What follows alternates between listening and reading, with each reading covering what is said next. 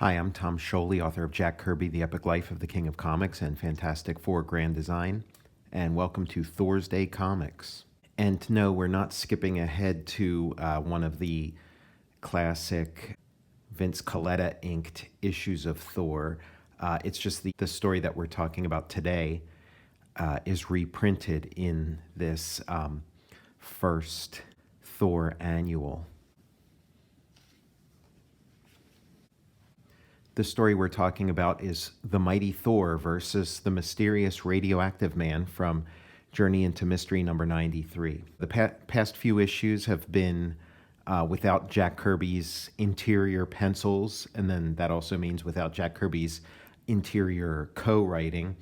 So here we have the introduction of a very formidable looking opponent, the Radioactive Man. I like his look a lot. He's kind of a cross between the Hulk and Silver Surfer. He's big and green and bulky, but then also has sort of a luminous quality to him that is rendered in a lot of squiggles and whatnot. Nice opening splash, Thor's hammer bouncing right off him. And so we go straight into War Zone on the border between China and India. And this was like a little bit of current events. This was the Sino-Indian War, which took place in the early 60s. It was a brief war over territory. And so in this fictionalized comic book version of it, Don Blake is part of an American medical mission that's there to provide medical aid. And so you see Dr. Don Blake for the first time isn't wearing his civilian togs, his business suit and hat. Instead, he's wearing an army uniform with the Red Cross on it. Some trouble is brewing. An attack is going on. He slams down his walking stick and turns into Thor and repels the attack. We're still in the Thor as Cold Warrior mode. He fights communists. He stacks a bunch of tanks, chains them together, chains them to his hammer, throws his hammer, and they all go flying off. No longer on the defensive, he goes on the attack, starts a landslide, then he starts a thunderstorm and rain. They're having a meeting to discuss what to do about Thor. He's sort of turning the tide of the war, and somebody says, "What can we do about it? Thor is the mightiest fighting force on Earth. Silence. Such talk is treason. Communism is the mightiest force on Earth, and it will destroy even Thor. I demand solutions, results, not whining excuses." I suppose it's supposed to be Mao Zedong speaking. And so there's a nuclear scientist, and at this time in the real world, China was not yet a nuclear power. So I think that's sort of metaphorically what's going on here. It's a superhero version of China developing the nuclear bomb, and so we have this scientist, and what he's trying to create is he's trying to turn himself into a radioactive man, and he's successful, and then he destroys his lab so nobody else can duplicate it, so that he'll be extremely valuable as the only radioactive man on Earth.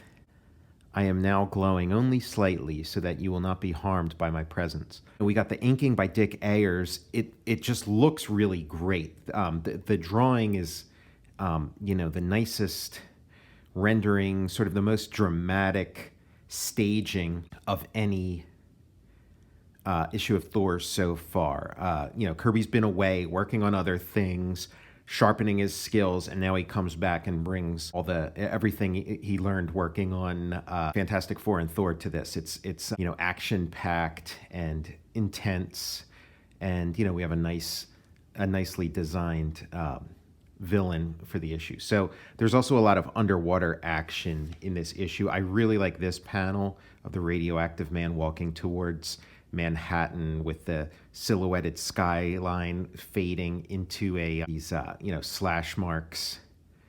Really nice graphic there.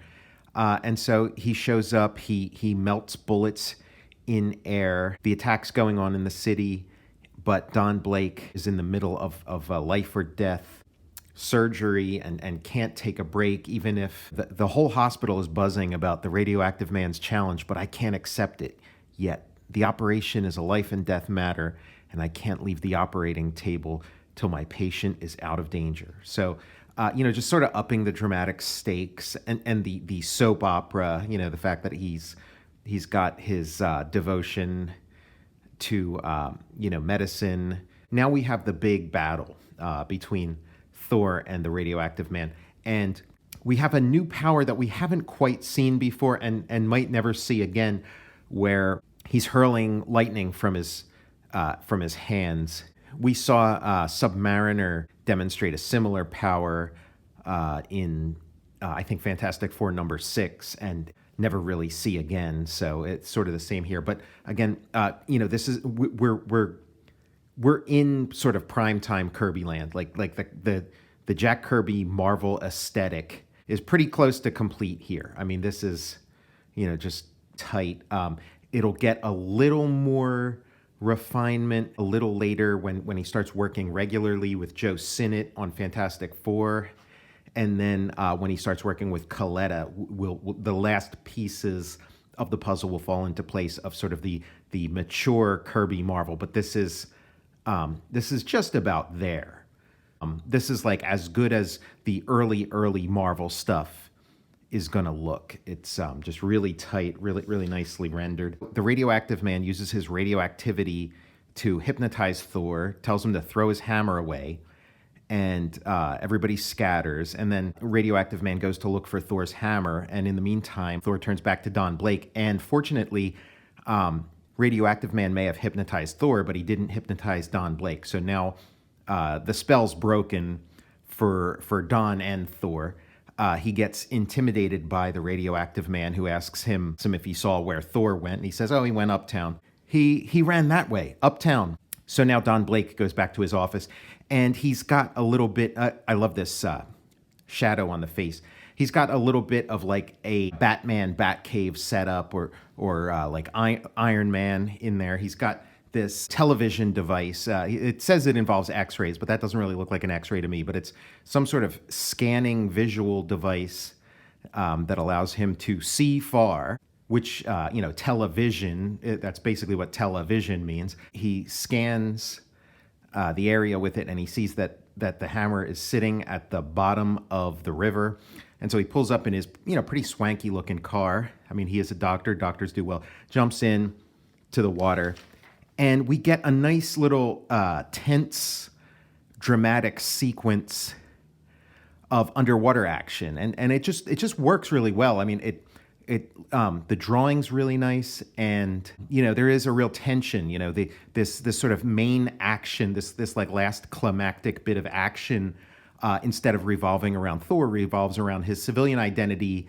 Swimming deep underwater, holding his breath, straining, and then finally getting to the hammer, turning back into Thor, and then having a quick little battle with the Radioactive Man, where he creates a tornado vortex just as the Radioactive Man is about to go fully nuclear. And he sends the Radioactive Man back to China. Don't, I'm moving too fast. When I land, I'll reach critical mass. And then Thor says, that's your problem, my radioactive friend. Your Red Masters gave you a mission. Now they can have you back, intact or otherwise. So Thor knows that the Radioactive Man is about to explode in a nuclear explosion, and sends him back to China, where he explodes. Behold, an atomic explosion. Can it be? And so this is interesting to me. Like, this might be the only time that I've seen a superhero deliberately nuke another country. He's got sort of the plausible deniability, but he kind of spells out that like Thor kind of knows he's going to explode, and he doesn't give a shit. He sends him back. It's people would talk about how shocking it was, the first couple of stories that Steve Ditko did of The Question, where The Question would sort of, let somebody die and just be like, hey, that's your problem. I'm not going to butt in. This seems thousands of times worse that Thor is indifferent and, nuking other countries that we're not at war with. It's a Cold War, but the Thor's sort of nuking another country. It seems like way more jarring than anything The Question ever did. The only other character I can think of who did this is not quite a superhero, but it would be Judge Dredd. There's like a famous Judge Dredd story where he starts a nuclear war with Russia and just sends a bunch of nuclear bombs. It's pretty exceptional in that way. I'm not sure what to make of it. It seems irresponsible. The team involved, maybe the creators of this story, are maybe getting a little bit caught up in current events and are not quite thinking through the ramifications of what they're doing. At the very least, it's an oddity, singular in that way. These early Marvel comics are pretty freewheeling, and they're created very fast. Not a ton of thought is going into them. They're being created, almost from the gut, from the id. So some really, strange things happen, and you can sort of see it in the early Fantastic Fours. The Fantastic Four do some like really crazy stuff, some stuff that would not exactly be considered heroic. So here's Thor out questioning the Question 8 to 10 years before the Question. So imagine, while you were doing your routine work in the lab, the mighty Thor saved us all. Sigh.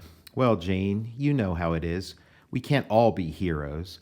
Thor rid city of Radioactive Man. So if they make the movie version of this, Thor is, maybe sending the Radioactive Man off in space to explode harmlessly. Happy Thanksgiving, everybody. I'm Tom Scioli, author of Jack Kirby, The Epic Life of the King of Comics and Fantastic Four Grand Design, and I'll see you next Thursday.